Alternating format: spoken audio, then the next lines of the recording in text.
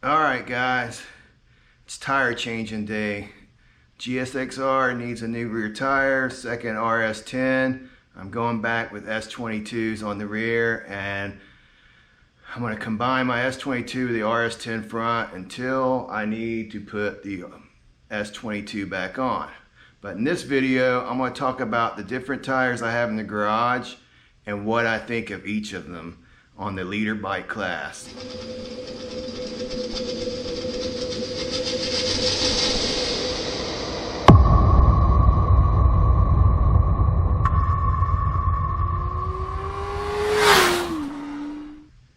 Alright, so I made a video a couple weeks ago or a month ago about track day tires, and in this video I'm going to concentrate more on the street tires that I've used and why I chose the S22 versus another RS10 or Q3 Plus or any of the others.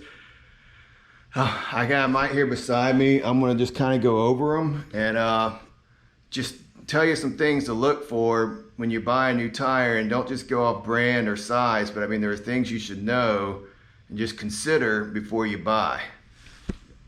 Alright, so RS10's wore out, and you can see center tread, it's pretty calm for this tire. Grip's great, at least I like it. It's just that it wears out so soon. For the street, obviously I'm no longer going to use it, so it's done. It's no longer something I would consider for the street. But what I want to show you is, and you'll see it over here as well,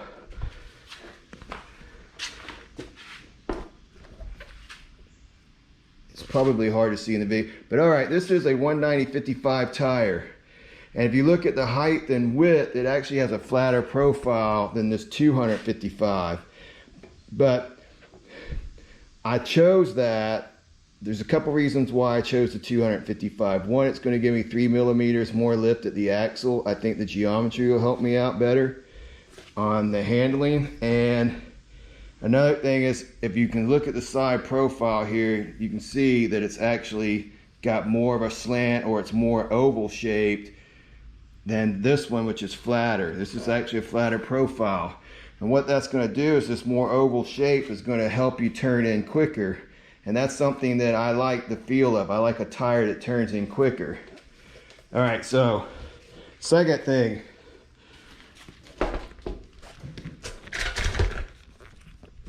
All right, so the tire on the left is a 255 Pirelli TD. The tire on the right, this one is the S22 255. All right, I'm just going to show you the profile between these two. Looking at them here in the garage, I think they're going to handle or feel the same. It does appear that there's a little bit more round here on the Pirelli TD, where this is more of a straight and to a peak in the middle. But this is a single profile tire as well. And if you look at that, you can kind of see that there's no color difference. But what I noticed about the S22 is, I think this is a three compound tire, and you can actually see the compound changes on it. So it's kind of interesting. I don't remember seeing that. All right, so next,